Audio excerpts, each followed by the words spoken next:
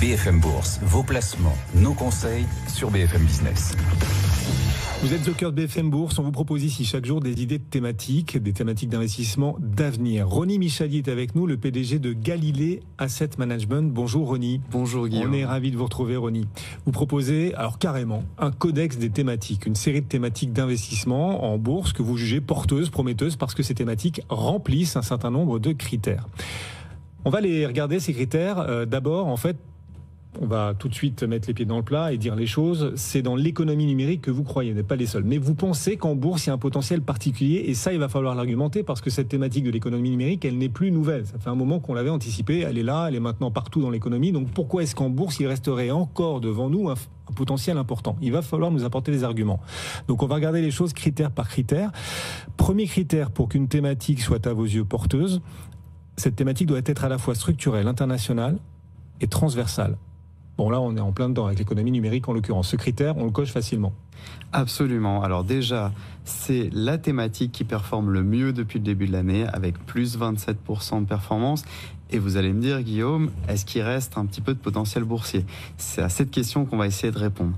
Et donc, effectivement, pour voir si une thématique est une bonne thématique d'investissement, il faut s'intéresser à ces trois facteurs, structurel, international et transversal. Structurel, elle l'est, bien sûr, elle profite de la méga tendance digitalisation de l'économie, elle profite de l'essor de l'économie collaborative et bien sûr de l'ubérisation. L'ubérisation, c'est bien sûr le fait de mettre des prestataires directement en relation avec des demandeurs via des plateformes. Donc, aujourd'hui, sur cette thématique économie numérique, elle représente 15% à peu près du PIB mondial. Elle devrait en représenter 30 en 2030, donc quand même une augmentation colossale.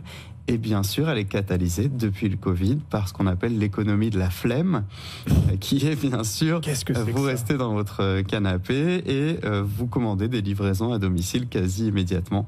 Donc voilà, cette thématique qui était principalement hardware et software avant, maintenant qu'il y a eu l'apparition d'Internet il y a 2-3 décennies, elle regroupe maintenant l'ensemble des activités qui vont rechercher la cause de leur chiffre d'affaires sur Internet. Premier critère, on le coche facilement. Un autre critère, pour que vous décidiez qu'une thématique est porteuse, cet autre critère, il faut qu'on ait à la fois les performances boursières au rendez-vous, mais un risque associé à la thématique relativement faible. Un rapport risque-performance-valorisation favorable. Il reste favorable pour les acteurs du numérique ? Absolument. Allez, on va s'intéresser bien sûr aux performances, à la volatilité, mais aussi à la cherté de la thématique et à ses valorisations par les multiples, notamment le price earning ratio.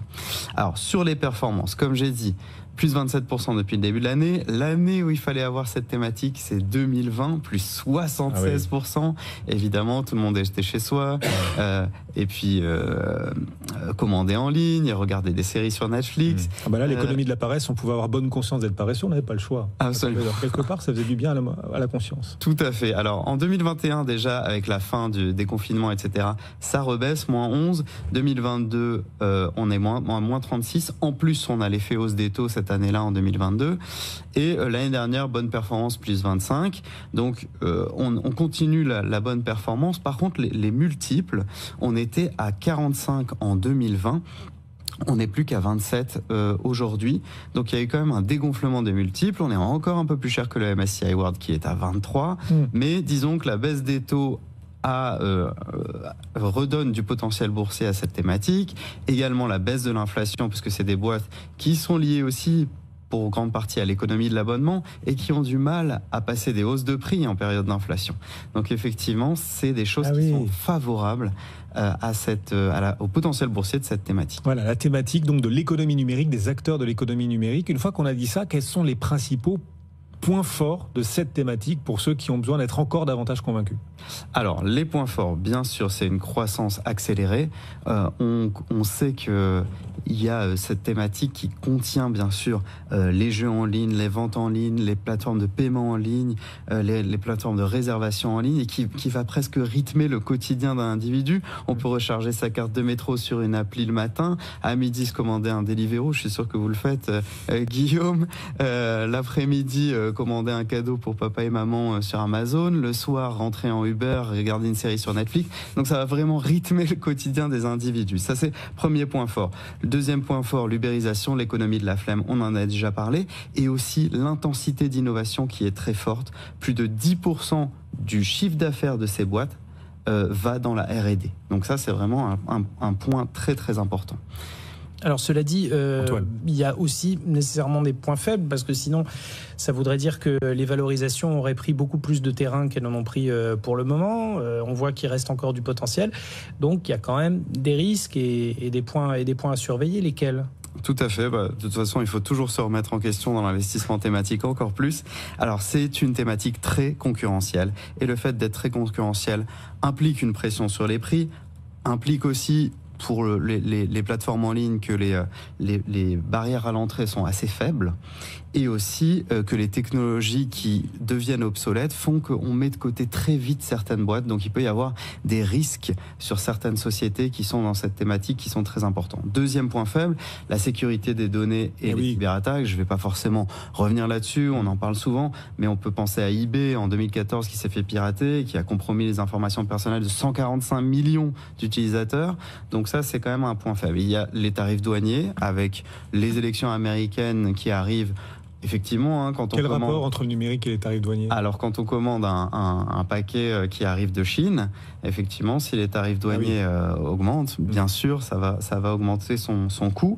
Et enfin, l'émission des gaz à effet de serre. Je prenais l'exemple du paquet qui vient de Chine, mais on peut prendre Uber lorsqu'on prend un VTC, ou alors Uber Eats, qui sont des activités à forte émission de gaz à effet de serre. Ceux qui seraient convaincus, ils ont peut-être des idées de valeur en tête, mais on peut aussi investir dans cette thématique de l'économie numérique qui garde à vos yeux du potentiel. On vient de lister les différents critères et cette thématique les coche tous. Il y a des fonds, des ETF, des outils de gestion collective qui permettent à ceux qui participent de cette économie de la flemme et de la paresse dont vous nous parliez, justement, d'y investir sans avoir à chercher valeur par valeur, Ronnie ? Tout à fait. Alors, bien sûr, on regarde les performances chez Galilée Asset Management. On a même fait un tapis de souris que je vais vous offrir à la fin de l'émission avec les performances de toutes nos thématiques, Guillaume. Mais si on regarde dans le détail, en fait, il y a 2 fonds et un ETF qui peuvent effectivement correspondre. Donc il y a Pictet Digital, bonne performance depuis le début de l'année, avec la recherche de sociétés qui sont dans l'économie collaborative. Il y a AXA Digital Economy, où vous allez avoir un peu moins de hardware, plus de software. Et puis, vous allez avoir des boîtes qui profitent de l'IA dans l'économie numérique. Et enfin, vous avez iShares Digitalization, qui a toutes les actions qui, sur cette thématique, la représentent bien. Mercado Libre, Shopify, Amazon, Netflix sont parmi les premières positions. 3 idées à retrouver en replay aussi, si vous tous qui nous suivez n'avez pas eu le temps de noter, à retrouver en replay bien sûr l'intervention de Ronnie, ses arguments aussi, des chiffres intéressants que vous nous apportiez sur le potentiel à venir encore de ces sociétés du numérique. Replay sur notre application BFM Business. Merci Ronnie. Michali, merci Guillaume. PDG de Galilée Asset Management, est régulièrement à nos côtés.